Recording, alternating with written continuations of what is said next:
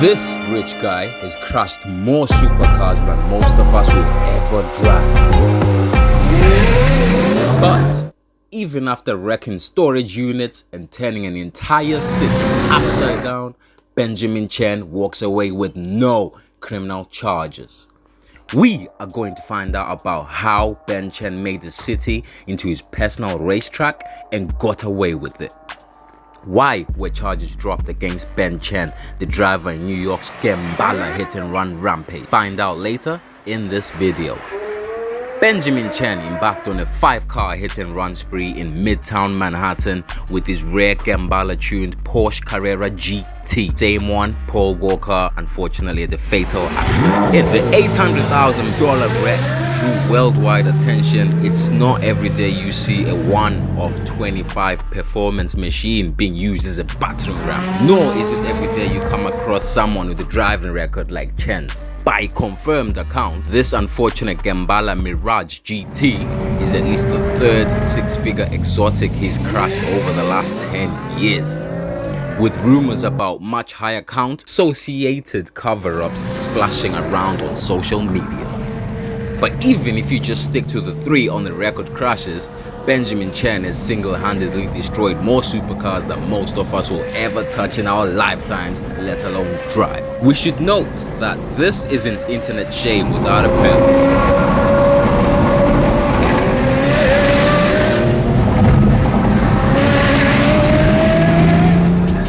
Benjamin Chen clearly drives with a complete disregard for the rules of the road and anyone adhering to them. Even if you can't summon the rage right now to be mad at a rich guy trashing exotics like a used Ford Focus,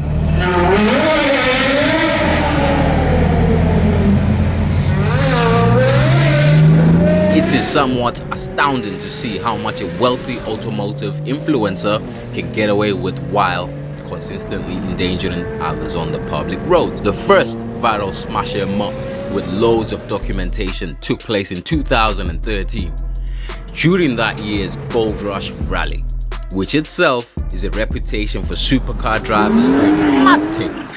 Chen was no exception.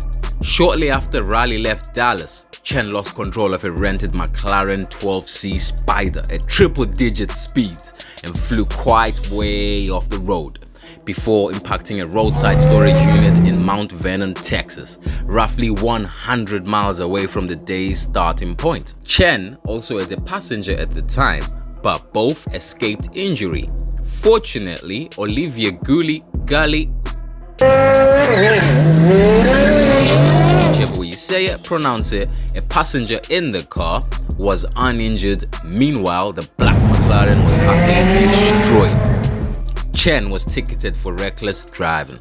The $230,000 McLaren MP4 12C, which is capable of 204 miles per hour, was completely wrecked after it came to rest in a storage unit near Mount Vernon, Texas. In September 2016, Chen crashed his Lamborghini Murcielago LP670-4 SV after being turned away from a car show for poor behavior on the road. Chen then demonstrated even poorer judgment, spinning into a curb as he drove away from the show. This time, Chen owned up to the crash. He stated, "I was kinda driving like an idiot all morning near Piazza Gran Turismo, event in Westlake Village, even though they had signs up about driving slow and not revving. They turned my car away at the gate, so I went and parked somewhere else. Then the police approached me in the parking lot at the event to discuss any antics, and so I played that off and decided to leave. About a mile down the road, in a moment that lacked judgment and talent, I spun the car into the curb trying to look cool. Not so cool anymore, but thankfully, my precious dog Murky, who was rolling with me, was okay on the day." His car was one of the 3 Murcielago LP670-4 SVs in the United States that came from factory with a manual transmission, making this an even bigger loss for Lambo fans everywhere. Many reports on Chen's Gemballa crash also note that he damaged the Mercedes-Benz CLK GTR. but this one was relatively tame compared to the other two.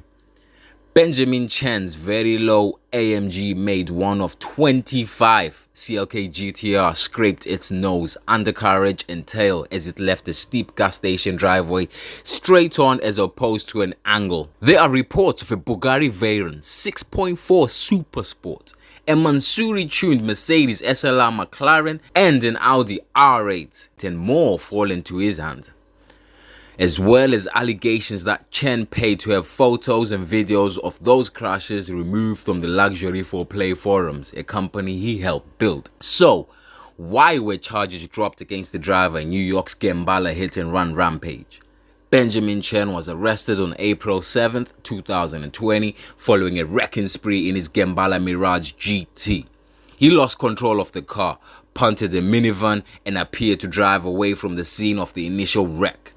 The damaged car ended up in another crash shortly thereafter, eventually leading to his stop by the New York State Police and formal arrest by the NYPD. The whole thing was caught on video with no ambiguity about who was driving. Yet, on March 16, 2021, the Manhattan District Attorney's Office dropped its charges against Benjamin Chen. In court filings and when reached for a comment, the court office offered the following justification: the people are moving to dismiss this matter because the case cannot be proven beyond a reasonable doubt. To a layman, that means ridiculous. He was charged with reckless driving and driving while ability impaired by drugs, two things that seem pretty black and white. But the charges themselves are harder to prove. According to a former Manhattan Assistant District Attorney and former public defender, says the reckless driving in New York is both unspecific and hard to prove. You must be driving in a way that unreasonably interferes with the free and proper use of public highway, per the statute, or unreasonably endangers users of the public highway. Interpreting that, Bernie says, gives the police a lot of leeway. But just because you can make an arrest doesn't mean that the charges will stick. For reckless driving, at least the prosecutor needs a lot more evidence than the police had to do to prove the case. The way the courts have interpreted reckless driving in New York is tricky.